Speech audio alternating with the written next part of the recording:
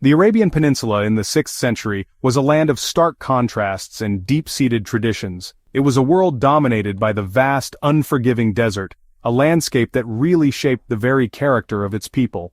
Life revolved around the tribe, which was, the ultimate source of identity, protection, and honor. Loyalty to one's clan was paramount, and this often led to endless cycles of blood feuds and conflicts that could honestly span generations over the slightest perceived insult. These wars, known as the Or Days of the Arabs, were a constant feature of life, draining the land of its strength and fostering an atmosphere of perpetual unease and division. The social fabric was woven with threads of both fierce pride and profound instability, a society yearning for a unifying force it did not yet possess. Spiritually, the people of Arabia had strayed far from the monotheistic path of their ancestor Abraham. The Kaaba, the sacred house built by Abraham and his son Ishmael in Mecca, had become a pantheon of idols. It was filled with hundreds of stone and wooden statues, each representing a different deity for a different tribe or purpose. People would travel from all corners of the peninsula to worship these false gods, seeking their favor in matters of trade, family, and warfare. This rampant idolatry was a symptom of a deeper spiritual darkness. It had obscured the truth of the one God, replacing pure worship with empty rituals and superstitions that, really, offered no real guidance or moral compass to the people who practiced them. In this society, injustice was commonplace, particularly against the most vulnerable. The powerful often exploited the weak without fear of repercussion.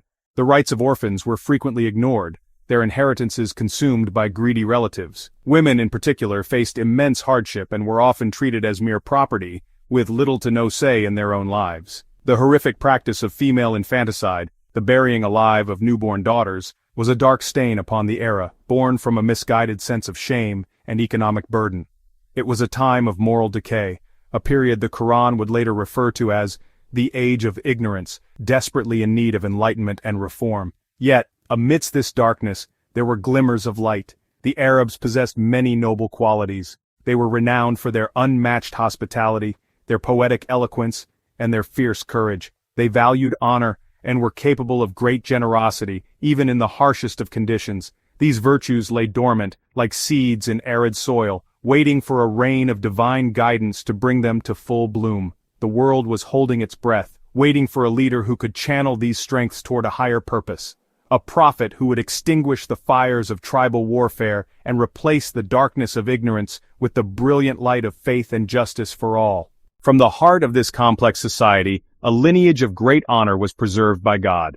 This was the tribe of Quraysh, the custodians of the Kaaba and the most respected clan in Mecca.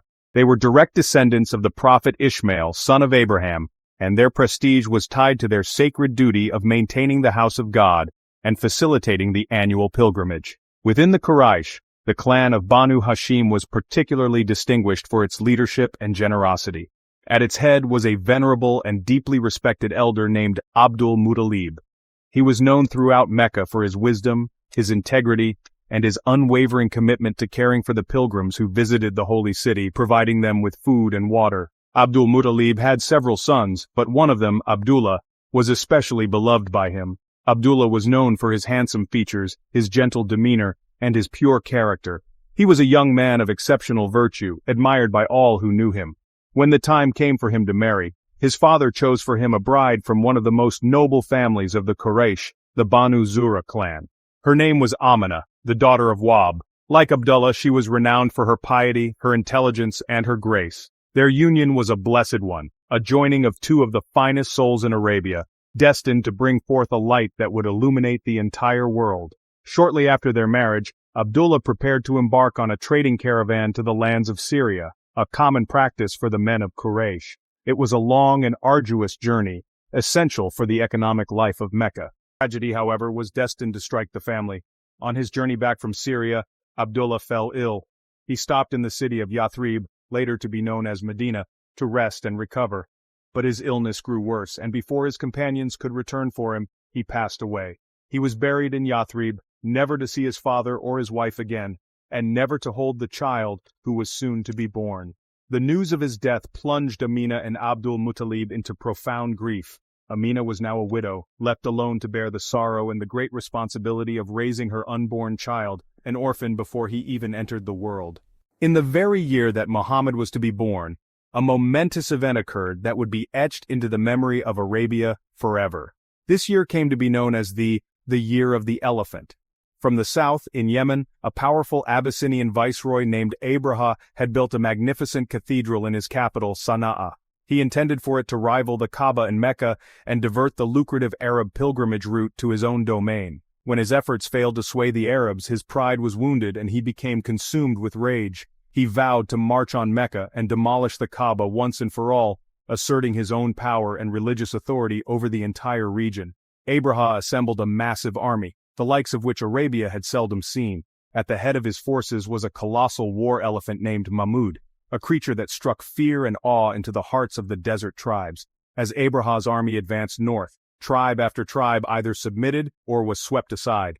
When they reached the outskirts of Mecca, they seized the camels and livestock of the Quraysh, including 200 camels belonging to Abdul Muttalib. The people of Mecca, vastly outnumbered and possessing no comparable military strength, knew they stood no chance against such a formidable foe. They could only retreat to the surrounding mountains, placing their trust in God to protect his sacred house.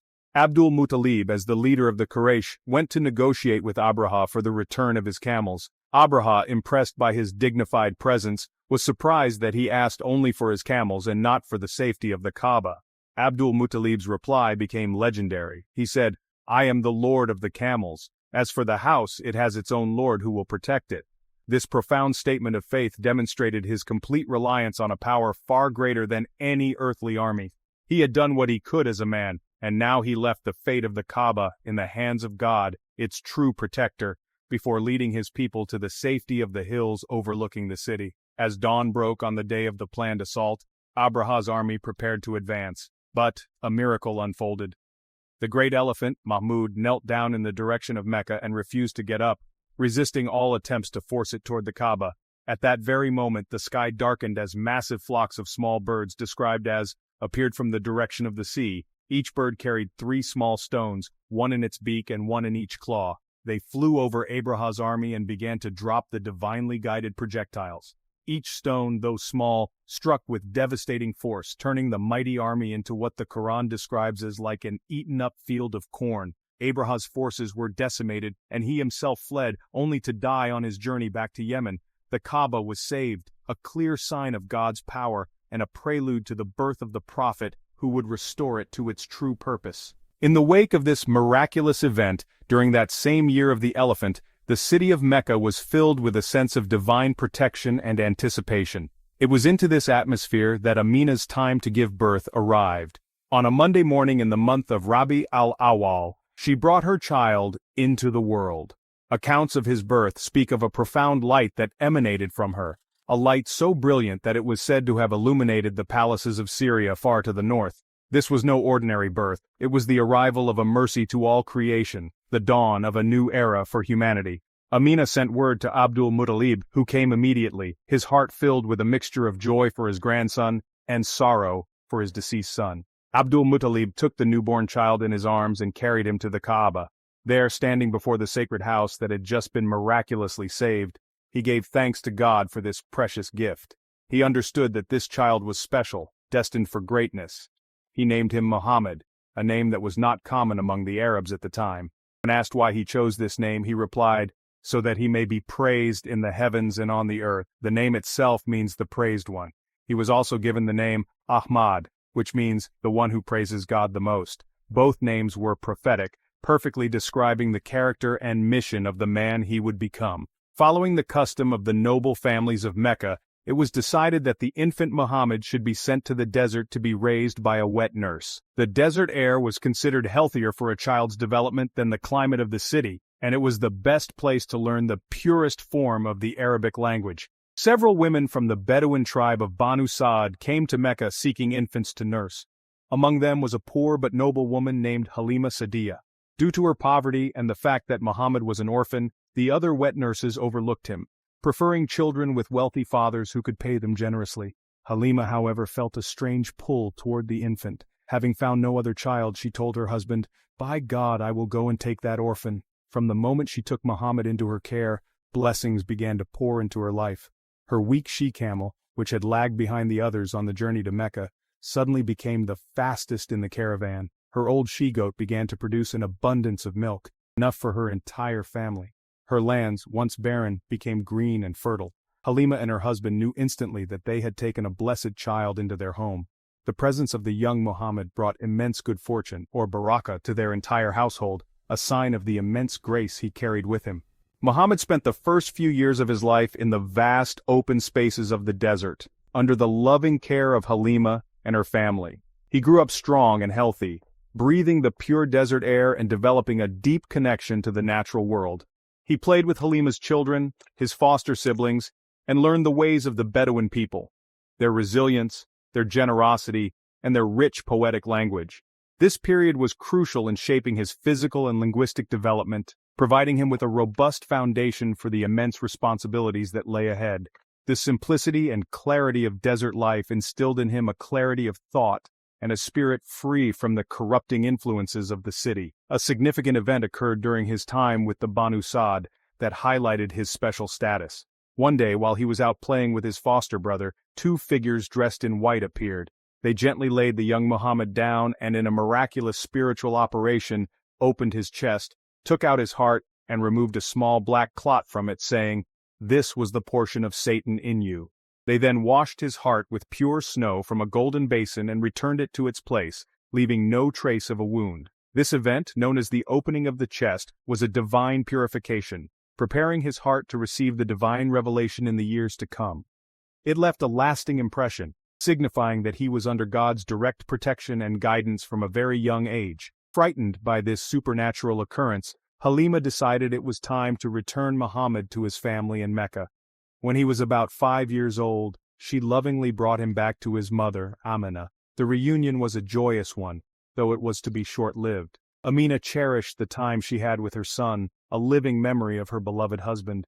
She wanted him to know his father's family, so she decided to take him on a journey to Yathrib to visit his father's grave and meet her relatives there.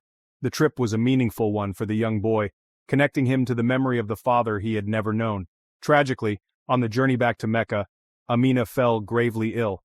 At a place called Al-Abwa, situated between Mecca and Yathrib, she passed away, leaving her 6-year-old son an orphan for the second time. The young Muhammad was now left without a father or a mother, experiencing the profound sorrow of loss at a tender age. This experience of being an orphan would instill in him a deep and lifelong compassion for the poor, the weak, and the dispossessed. He was brought back to Mecca by a servant and placed into the care of his devoted grandfather, Abdul Muttalib, who loved him dearly and saw to his every need, shielding him from the harsh realities of his loss as best he could. The care of his grandfather, Abdul Muttalib, was a great comfort to the young Muhammad. The venerable elder treated his grandson with special affection, allowing the boy to sit on his own blanket beside the Kaaba, an honor he gave to no one else. However, this period of loving guardianship also came to an end. When Muhammad was 8 years old, Abdul Muttalib passed away, leaving the boy to face another heart-wrenching loss. On his deathbed, he entrusted the care of his orphan grandson to his son, Abu Talib. Abu Talib was not the wealthiest of Abdul Muttalib's sons, but he was a man of great honor and nobility, and he loved his nephew as if he were one of his own children, often giving him preference over them. Under the guardianship of his uncle Abu Talib, Muhammad grew into a young man of exemplary character. He learned the trade of a merchant, accompanying his uncle on trading journeys, including a significant trip to Syria when he was around 12 years old. It was on this journey that a Christian monk named Bahira recognized the signs of prophethood in the young boy, warning Abu Talib to protect him from his enemies. Throughout his youth, Muhammad was known for his profound honesty, his integrity, and his trustworthiness. He never lied, cheated, or broke a promise. His reputation was so impeccable that the people of Mecca, long before he received any revelation, gave him the title Al-Amin, meaning the trustworthy one. Even as a child and a young man, his kindness and compassion were evident to all. He was gentle with animals, respectful to his elders, and showed deep empathy for the poor and needy. He possessed a contemplative nature, often retreating to the quiet solitude of the mountains surrounding Mecca to reflect on the world around him and the state of his people. He was pained by the injustices, the idol worship, and the moral decay he saw in his society. His character was a beacon of light in the prevailing darkness, a living example of the virtues he would one day call all of humanity to embrace. He was a perfect model of human conduct even before his divine mission began. The birth of Prophet Muhammad was not merely a historical event, it was a turning point for all of humanity. He was the answer to the prayer of Abraham, the fulfillment of the prophecies of Moses and Jesus, and a mercy from God to all worlds. His life story, from his blessed birth as an orphan to his rise as a prophet and leader, is a source of boundless inspiration. It teaches us about resilience in the face of loss, integrity in all dealings, and compassion for all of creation. His arrival brought a message of hope, unity, and divine guidance that extinguished the darkness of ignorance and continues to illuminate hearts and minds across the globe to this very day, offering a timeless path to peace and righteousness.